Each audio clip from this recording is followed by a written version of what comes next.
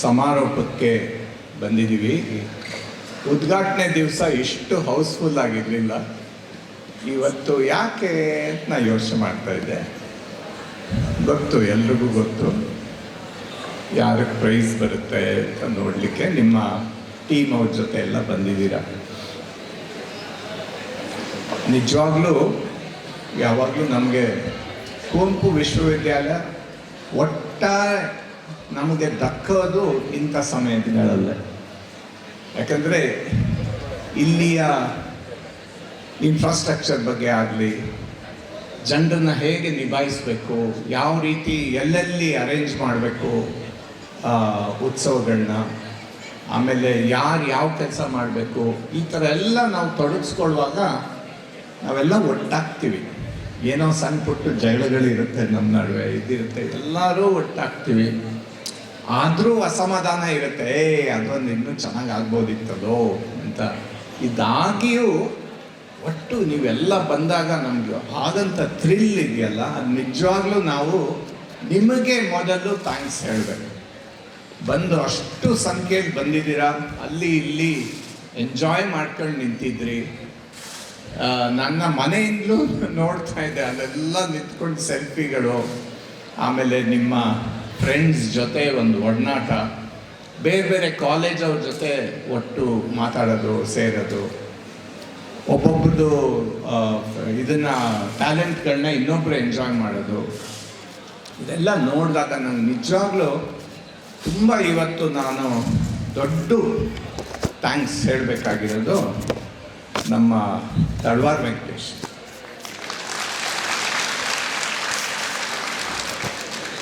ಈ ಸಾಂಸ್ಕೃತಿಕ ಇದಕ್ಕೆ ಕೋಆರ್ಡಿನೇಟರ್ ಆಗಿ ಅಂತ ಹೇಳಿದ ಕೂಡಲೇ ಅವ್ರು ಹೆದರ್ಕೊಂಡು ಓಡಿ ಬಂದುಬಿಟ್ರು ನನ್ನ ರೂಮ್ಗೆ. ಸರ್, ಇದು ಒಂದು ಬೇಡ ನನಗೆ. ಮೊದಲು 2 ಸರಿ ಬಂದು ನೋಡಿದ್ರು, ಇಲ್ಲ ಇದು ಇಲ್ಲಿವರೆಗೂ ನೆಲ್ಲಿಕಟ್ಟೆ ಅವ್ರು ನಡ್ಸ್ಕೊಂಡು ಬಂದಿದ್ದಾರೆ. ಪಾಪ ಅವ್ರಿಗೂ ಸುಸ್ತಾಗಿದೆ, ಅವರು ತುಂಬ ಚೆನ್ನಾಗಿ ನಡ್ಸ್ಕೊಂಡು ಹೋಗಿದ್ದಾರೆ. ನೀವು ಮಾಡಿ, ಎಲ್ಲರೂ ನಿಮ್ಮ ಜೊತೆಗೆ ಸಹಕಾರಕ್ಕೆ ನಿಲ್ತಾರೆ, ಅವರು ನಿಲ್ತಾರೆ, ಅವ್ರಿಗೆ ಅನುಭವ ಇದೆ. ಪ್ರಶಾಂತ್ ನಾಯ್ಕು ನಿಲ್ತಾರೆ, ನಾವೆಲ್ಲ ಇರ್ತೀವಿ ನಿಮ್ಮ ಜೊತೆ, ವರಿ ಮಾಡ್ಕೋಬೇಡಿ ಅಂದರೆ. ಅವ್ರು ಕೊನೆಗೆ ಎಷ್ಟು ಚೆನ್ನಾಗಿ ಇದನ್ನು ಆಯೋಜಿಸಿದ್ರು, ಅಷ್ಟು ಅಚ್ಚುಕಟ್ಟಾಗಿ. ಸಣ್ಣ ಪುಟ್ಟು ಲೋಪದೋಷಗಳು ಇದ್ದೇ ಇರುತ್ತೆ, ಎಷ್ಟೇ ನೀವು ಪರ್ಫೆಕ್ಟ್ ಮಾಡಿದ್ರು ಅದರಲ್ಲಿ ಏನೋ ಒಂದು ಇರುತ್ತೆ. ಅದಾಗಿಯೂ ಇಷ್ಟು ಜನನ 3 ದಿವಸ ಇಟ್ಕೊಂಡು ಈ ಸಂಭ್ರಮದಲ್ಲಿ ನೀವೆಲ್ಲ ಭಾಗವಹಿಸಿ ಸಂತೋಷವಾಗಿ ಹೋಗ್ತಾ ಇರೋದೇ ಅವರ ದೊಡ್ಡ ಅಚೀವ್ಮೆಂಟ್. ಇನ್ನು ಅವ್ರ ಜೊತೆಗಿರೋ ಪ್ರಶಾಂತ್ ನಾಯ್ಕರು, ಅವ್ರು ಮಾತಾಡುವಾಗೆಲ್ಲ ನಾನು ಬಾಯಿ ಕಳಿಸ್ಕೊಂಡು ಕೇಳ್ತೀನಿ ಅವ್ರು ಮಾತಾಡೋದನ್ನು. ಯಾಕಂದರೆ ಏನೋ ಒಂದು ಹೊಸದಿರುತ್ತೆ, ಒಂದು ಒಳನೋಟ ಇರುತ್ತೆ ಅವರ ಮಾತಲ್ಲಿ. ನಾನು ಕೂಡ ಅವ್ರ ಜೊತೆ ದನಿಗೂಡಿಸ್ತೀನಿ. ಇಲ್ಲಿ ಗೆದ್ದಿರೋರು ಕೆಲವರು, ಆದರೆ ಅವರನ್ನು ಗೆಲ್ಲಕ್ಕೆ ಸಾಧ್ಯ ಮಾಡಿಕೊಟ್ಟವ್ರು ನೀವೆಲ್ಲರೂ, ಗೆಲ್ಲದೆ ಇರೋರು. ಆದರೆ ನನಗೊಂದು ತುಂಬ ಆತಂಕ ಆಗಿದೆ. ಯಾಕಂದರೆ ನಾವು ನೋಡಿದ್ದು ಒಂದೇ ಒಂದು ಕಾರ್ಯಕ್ರಮ. ಲಾಸ್ಟ್ ಇಯರು ಸುಮಾರು ಕಾರ್ಯಕ್ರಮಗಳಿಗೆ ನಾನು ನಂದು ಫೈಲ್ ನೋಡೋದು ಬಿಟ್ಟು ಬಂದು ಕೂರ್ತಾ ಇದ್ದೆ. ಆದರೆ ಈ ನಡುವೆ ನನಗೆ ಕೆಟ್ಟ ಹೆಸರು ತಗೊಂಡಿದ್ದೀನಿ. ಈ VC ಬೇರೆಲ್ಲ ಮಾಡ್ತಾರೆ, ಫೈಲ್ಗಳನ್ನ ನೋಡೋದೇ ಇಲ್ಲ ಅಂತ ಒಂದು ಕಂಪ್ಲೇಂಟ್ ಇದೆ. ಆದರೆ ನಾನು 3 ದಿವಸ ಆದಷ್ಟು ಫೈಲ್ಗಳನ್ನ ಕೂತು ನೋಡೋಣ ಅಂತ ನಾನು ಆಚೆ ಹೊರಟ್ರೆ ನನ್ನ ಆಫೀಸವರೆಲ್ಲ ಸರ್ ಕೂತ್ಕೊಳ್ಳಿ ಫೈಲ್ ಇದೆ. ಆಮೇಲೆ ಅಲ್ಲೊಬ್ಬ ವಿಕ್ರಮ್ ಅಂತಿದ್ದಾನೆ, ಅವ್ನು ತಂದು ನಾನು ನೋಡದೆ ಇದ್ದಾಗ ಇಷ್ಟು ಫೈಲ್ ಇಟ್ಬಿಡೋದು. ಅದು ಹಿಂಗೆ ಖಾಲಿ ಆಗ್ತಾ ಹೋದಂಗೆ ಇನ್ನೂ ಇಷ್ಟು ಫೈಲು. ಸೊ ಹಿಂಗೆ ಮಾಡಿ ನನಗೇನು ನೋಡೋಕ್ಕಾಗಲಿಲ್ಲ. ಆದರೆ ಉದ್ಘಾಟನೆ ದಿವಸ ಮೆರವಣಿಗೆಯಲ್ಲಿ ನೋಡ್ತಾ ನನಗೀಗ ಸ್ವಲ್ಪ ಆತಂಕ ಆಗಿದೆ. ಯಾಕಂದರೆ ಯಾವುದಕ್ಕೆ ನೀವು ಪ್ರೈಸ್ ಕೊಡ್ತೀರಾ, ಯಾವುದಕ್ಕೆ ಬಿಡ್ತೀರಾ ಅಂತ ನಿಜವಾಗ್ಲೂ ಗೊತ್ತಾಗ್ತಾ ಇದ್ವಿ. ಎಲ್ಲದು ಎಷ್ಟು ಚೆನ್ನಾಗಿತ್ತು. ಒಂದೊಂದು ಥೀಮು ಕೂಡ, ಒಬ್ಬರು ಬರೀ ಸ್ವದೇಶಿ ಸ್ವರಾಜ್ಯದ ಬಗ್ಗೆ ಮಾಡಿದ್ರು, ಇನ್ನೊಬ್ಬರು ಅಂಬೇಡ್ಕರಿನ ಚಿಂತನೆಗಳ ಬಗ್ಗೆ ಮಾಡಿದ್ರು, ಇನ್ನೊಬ್ಬರು ಮಹಿಳಾ ಇದರಲ್ಲಿ ಯಾರ್ಯಾರು ಅಚೀವ್ ಮಾಡಿದ್ದಾರೆ ಅನ್ನೋದನ್ನು ಮಾಡಿದ್ರು, ಕೆಲವ್ರದ್ದು ಕುಣಿತಗಳಿತ್ತು. ಹೆಣ್ಮಕ್ಳು ಎಷ್ಟು ಎನರ್ಜಿಯಿಂದ ತಮಟೆ ಬಾರಿಸ್ಕೊಂಡ್ಬಂದ್ರು ಅಂದರೆ ನನಗೆ ವಾವ್ ಅನಿಸ್ತು. Really fantastic. ಹೀಗಾಗಿ ಒಂದು 3 ಪ್ರೈಸ್ ಕೊಡೋದಿದೆಯಲ್ಲ, ಅದು ಕಷ್ಟವಾದ ವಿಷಯ. ನಾನು ಕೇಳಿದ್ರೆ ಎಲ್ರಿಗೂ ಪ್ರೈಸ್ ಕೊಡಬೇಕಿತ್ತಲ್ಲಿ. Just appreciation certificates. Fantastic, really great. ಕೊನೆಯದಾಗಿ ಒಂದು ಹೇಳೋಕ್ಕೆ ಇಷ್ಟಪಡೋದು ನಾನು, ಇದು ಪಠ್ಯೇತರ ಅಂತ ನಾವು ಹೇಳ್ತೀವಿ. ಇದು ಒಂದು ದಿವಸ ಪಠ್ಯ ಚಟುವಟಿಕೆನೇ ಆಗಬೇಕಿದೆ. ಯಾಕಂದರೆ ಹೇಗೆ ಹೇಳ್ತಾರೆ ಅಂದರೆ, ಕೆಲವರು ಒಂದು ಮೀನನ್ನು ನೀನು ಮರ ಹತ್ತು ಅಂತ ಹೇಳಿದ್ರೆ, ಅಥವಾ ನೀನು ಒಂದು ಆಮೆನ ದೊಡ್ಡ ರನ್ನಿಂಗ್ ರೇಸಲ್ಲಿ ಚೀಟಾ ಥರ ಓಡು ಅನ್ನೋದು ಎಷ್ಟು ಅಪ್ರಸ್ತುತವೋ, ಹಾಗೆ ಒಬ್ಬೊಬ್ರಿಗೂ ಒಂದೊಂದರಲ್ಲಿ ಟ್ಯಾಲೆಂಟ್ ಇರುತ್ತೆ. ಮುಂದೆಂದು ನನಗನ್ಸೋದು ತೀವ್ರವಾಗಿ ಅನಿಸುತ್ತೆ, ಈ AI ತಂತ್ರಜ್ಞಾನ, ಇದನ್ನು ನಾನು ಮೊನ್ನೆ ಕೂಡ ಹೇಳಿದೆ, ಇದನ್ನು ಮತ್ತೆ ಹೇಳಬೇಕು. ಇದೆಲ್ಲ ಬಂದು ಹೋಗುತ್ತೆ, ಟೆಕ್ನಾಲಜಿ ಎಲ್ಲ ಮೆಷಿನ್ಸಿಂದ ಸಾಧ್ಯ ಆಗುತ್ತೆ. ಮೆಡಿಸಿನ್ ಕೂಡ ನಾಳೆ ಒಂದು ಮೆಷಿನ್ ಮಾಡುತ್ತೆ.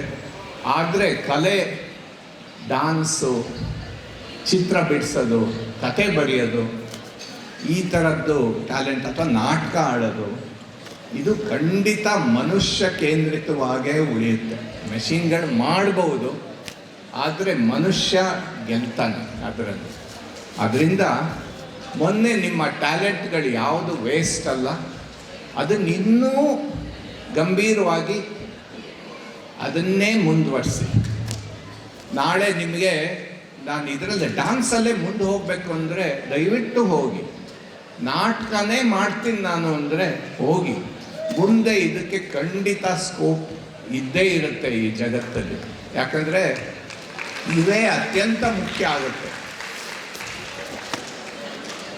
ನನ್ನ ಮಗಳು ಒಬ್ಬಳಿದ್ದಾಳೆ, ವನ್ಯ ಅಂತ.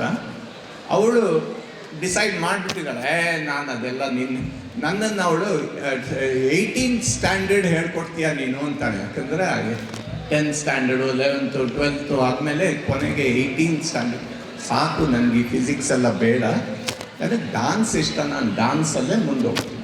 ಆಯಿತು ಮಗಳೇ ಅಂತ ನಾನು ಬಿಟ್ಟಿದ್ದೀನಿ.